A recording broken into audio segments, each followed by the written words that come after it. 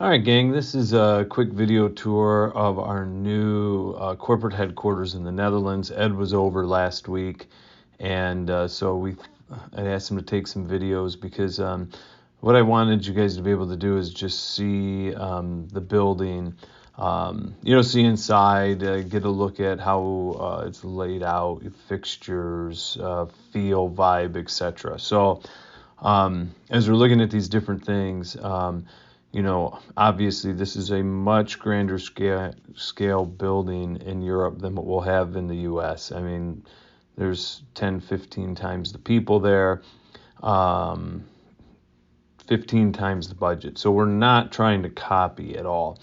We're not trying to duplicate. But what I would like to do is when we're thinking of design and what our remodel in the US is going to look like, I'd like to capture the essence or the overall feel, if you would, so that if you're a customer or a colleague and you visited, our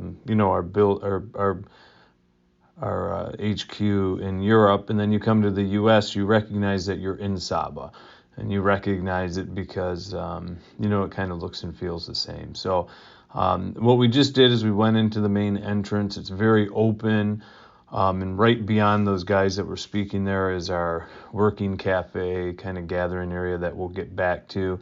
And now he's just showing one of the main conference rooms, which is right off of that main hallway. This is one of the features of the building. Obviously, again, we're not going to be able to duplicate it, but I love the concept.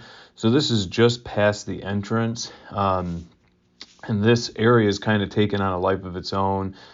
This is where people gather during the day, but at lunchtime, at various times of the day, and just hang out. And I work over there a lot, and just because of the layout of having this quote-unquote working cafe right in kind of the heart of the building, you get to meet and chit-chat with a lot of people you normally wouldn't.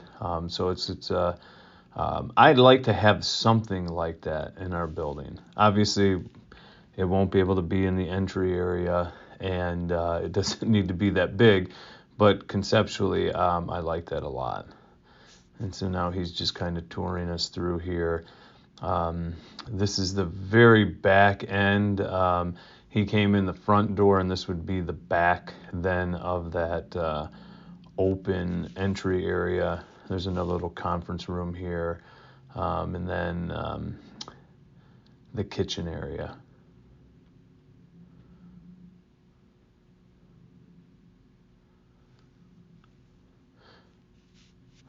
Okay, now we're down one of the hallways here, and he's going to show us the Knowledge Center, which is an area, kind of a multi-purpose area that I envision that we'll have in our building in the U.S. This wall art here, and you'll see it throughout the building.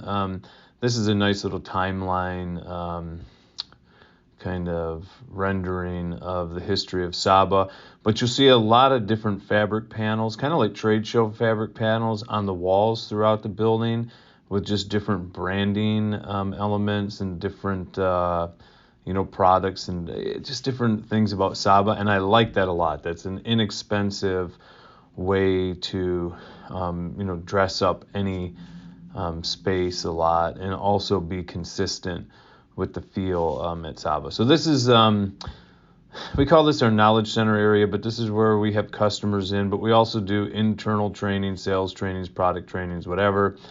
This is just a larger room when we have a group of, 30, 40 people.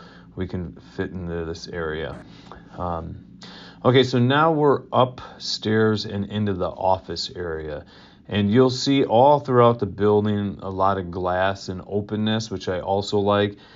So when we think about redesign in the Dana building, if I remember right, all the hallways were really closed off. I don't think there was a lot of windows, but I like what we've done a lot here in Europe with just glass and openness and just using light to make the place feel brighter and like there's some life in it. So this is a typical office. This is shared by two people.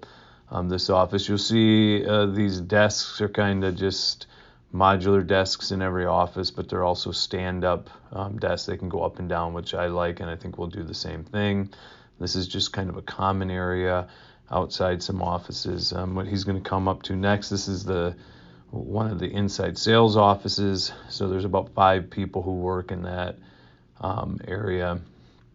As we head down the hall, we'll by a couple of conference rooms. This is a smaller one just for a few people to meet. Every conference room has obviously has video because we do a lot of virtual meetings. And this is the largest conference room upstairs.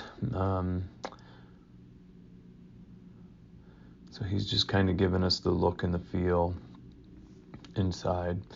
Now we're heading down the main hallway. They're showing again another small conference area. And what he's talking about and pointing out here is these higher desks so that there's areas for stand-up meetings. He's endorsing the stand-up desks there.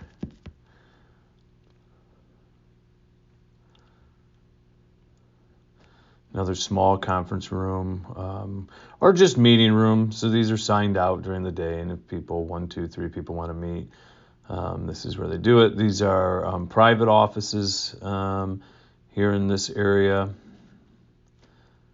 That actually used to be my office when I was over there all the time. So God bless Mahil for filling that spot. So another private office here, same exact design. Then we come out here, and this is just a small space of kind of flex office space. So when salespeople are in, there's a couple of areas like this where there's just workstations. This is right back to where we started. So we're right upstairs from the main entrance where Ed first walked in. Obviously, we're not going to be able to have this height and openness, but just to give you a point of reference, that's where he started the tour. And then he's going to peek down. We have a duplicate wing here on the other side, but this is what it looks like from a hallway view. And you'll see glass in every office. All right, now he's in one of the bathrooms. This we're just pointing out because I love these Euro bathrooms that they have private stalls. So Dan, we talked about this. That one happens to have a urinal, not necessary perhaps, but for toilets, I love that all their bathrooms are private stalls, and so that I definitely want. Now we're down here in kind of the tech area. We'll have this in our building. I envision this being in that back space. Would it be to the far north? And so here we can do testing with customers. We can do internal testing. He's just showing both sides of the room, but you see air line run, and there's plenty of power, and those are the types of things we'll have to plan out for what kind of equipment we put in this area to have the infrastructure to run it. And then off of this, there's just another, this is, I think, something else we can incorporate. This is a repair area. Right now we have the same setup, but out in the warehouse. And so in here, they just have parts and a workbench and kind of a working space to repair things and build manifolds and things like we do now. So that's it. Hope you enjoyed it.